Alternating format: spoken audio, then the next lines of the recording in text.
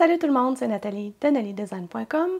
Aujourd'hui, je réponds à une question que quelqu'un qui commence à s'intéresser aux machines laser me pose souvent, c'est-à-dire laquelle choisir entre la Xtool M1 et la Xtool S1. C'est quoi la différence entre les deux? Là, je vous dis tout de suite, on va jaser un peu ensemble. On ne parlera pas de détails très techniques et de chiffres. Si vous voulez vraiment avoir des spécifications, j'ai tout écrit sur mon blog. C'est vraiment plus facile à voir par écrit.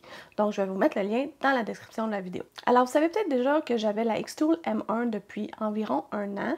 Et oui, j'ai aussi reçu la Xtool S1. Je voulais vous les mettre les deux là devant moi, mais ça ne rentre pas. Je ne suis pas capable de reculer assez la caméra pour qu'on les voit les deux ensemble. Donc, avant toute chose, je voudrais remercier Xtool de m'avoir envoyé la Xtool S1 pour en faire la revue. Comme à mon habitude, les opinions que je vais vous dire sont tout à fait les miennes et je ne suis pas payée pour faire cette vidéo. Donc, la machine de découpe laser Xtool S1 a été lancée au départ en version 20 watts et 40 watts. Donc, quand ils ont sorti la version 10 watts qui est la même chose que la Xtool M1 que j'ai, je me suis dit, mais pourquoi? Pourquoi sortir une machine qui fait probablement la même chose que la Xtool M1?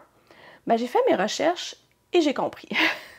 Puis je vais vous le dire tout de suite, si aujourd'hui j'avais à choisir entre la Xtool M1 et la Xtool S1, personnellement, je choisirais la Xtool S1. Allez pas plus loin, restez ici, je vais vous expliquer en détail pourquoi je ferais ce choix-là et aussi si c'est applicable à vous selon les circonstances. Donc on va commencer par regarder qu'est-ce qu'il y a de semblable dans les deux machines, puis après ça on va regarder c'est quoi les différences majeures. Donc commencez par regarder ce qu'il y a de semblable entre la Xtool M1 et la Xtool S1.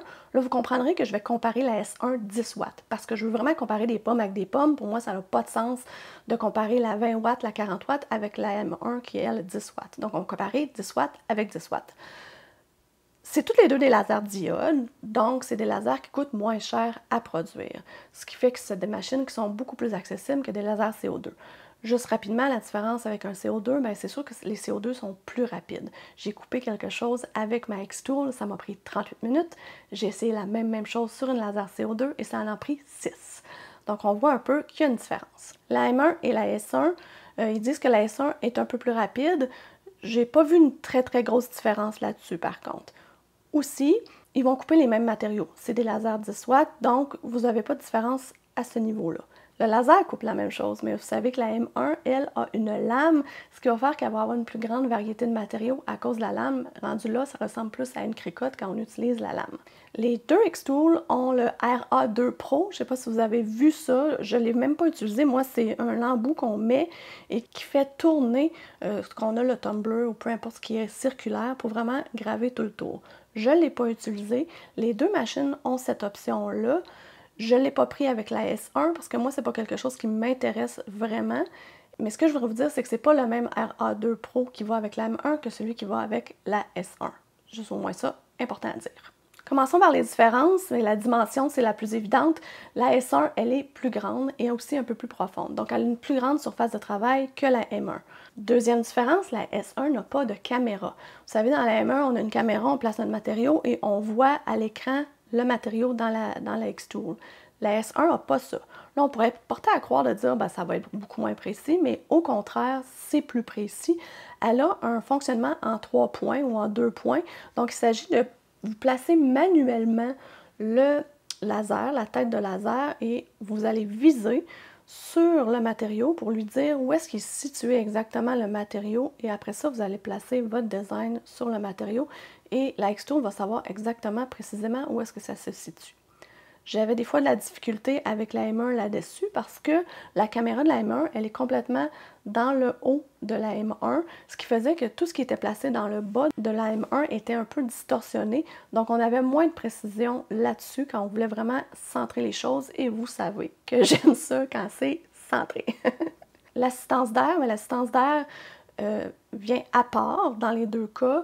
La M1, on voit que ça a été rajouté après. C'est vraiment un fil qu'on fait passer à l'intérieur, puis on doit comme gérer. J'ai même été obligée de mettre du tape dessus pour que ça tienne comme il faut, puis je suis pas toute seule dans cette situation-là.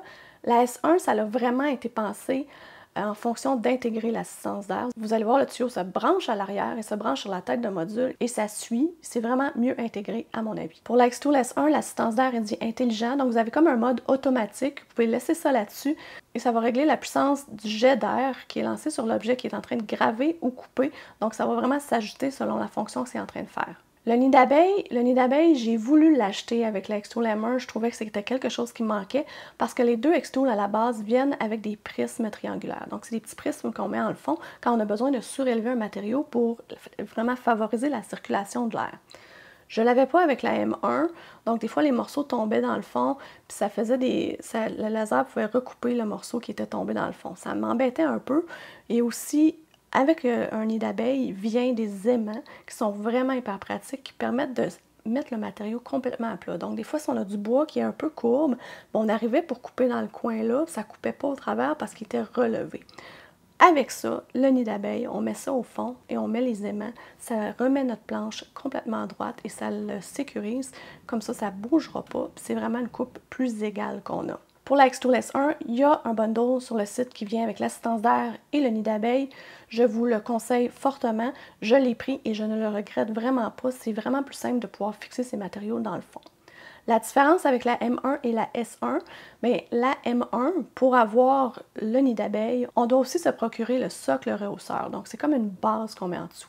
Pour la S1, on n'a pas besoin de mettre le socle rehausseur. On peut carrément simplement mettre le nid d'abeille dans le fond de la Xtool S1. Le socle rehausseur va être nécessaire pour la Xtool S1 aussi, si vous voulez avoir des matériaux plus grands.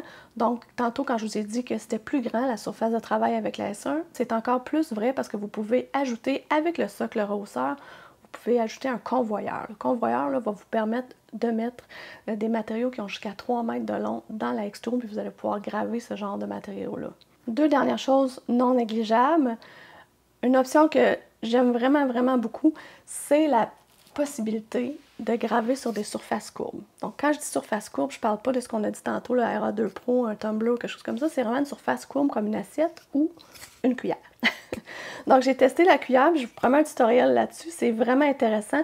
C'est une option qu'il y a avec la S1 où le laser va vraiment venir mesurer chaque point de la courbe pour vraiment faire une gravure qui est parfaite et égale partout sur une surface courbe. Donc ça, c'est vraiment, vraiment génial. C'est quelque chose que la M1 ne peut pas faire. Autre chose que la M1 ne peut pas faire, c'est que la S1 a des modules interchangeables. Donc, je vous ai parlé tantôt qu'il y avait un 20 watts, un 40 watts qui existe. Donc, si jamais un jour le 10 watts ne fait plus votre bonheur et vous voulez aller couper plus épais, bien, vous pouvez aller augmenter et acheter juste le module et changer le module simplement. Mais il existe aussi un module infrarouge. Qu'est-ce que ça fait le module infrarouge? Ça ne coupe pas, ça ne fait que graver certaines surfaces que le laser diode, qui est un laser bleu, a plus de difficulté à graver. Donc, je vous invite à voir sur mon blog, mais je vous donne un exemple. L'acrylique noir opaque. J'ai beaucoup de difficulté à le faire avec le laser diode, à graver ça, mais avec l'infrarouge que j'ai dans ma Xtool, un autre tutoriel à venir probablement, j'ai fait la petite grille de test et là, je suis vraiment capable d'aller chercher un beau blanc dans l'acrylique noir. Donc, si la gravure de bijoux, la gravure de métal, la gravure acrylique, il y a des gens qui font des superbes photos là-dessus. En tout cas, c'est assez incroyable sur le groupe Facebook de Xtool. Je vous invite à aller voir. Mais ça peut être une option aussi. Par contre, c'est un laser, un module laser qui n'est pas donné, je pense qu'il est autour de 900 $. Mais c'est simple à installer, je vous le montrerai. On a juste à dépluguer le petit fil, deux petits fils, c'est-à-dire l'assistance d'air et le fil électrique, et on rentre l'autre module à la place, et c'est tout. Donc, vraiment très simple. Donc, en conclusion, je vous ai dit au début que si j'avais à choisir aujourd'hui entre la Xtool M1 et la Xtool S1 10 watts, ben, je prendrais la Xtool S1 assurément. C'est sûr que ces deux options-là comptent beaucoup dans la balance, mais aussi le fait que j'ai une cricotte, ou des cricottes.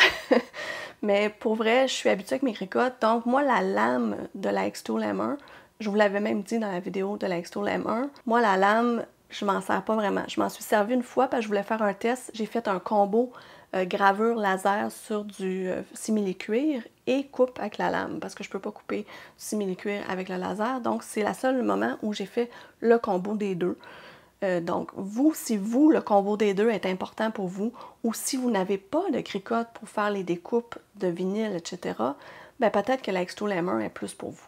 Sinon, si vous avez déjà votre cricotte et vous voulez vous lancer dans la laser, ben je vous suggère fortement la Xtool S1 en plus avec l'assistance d'air et le nid d'abeille.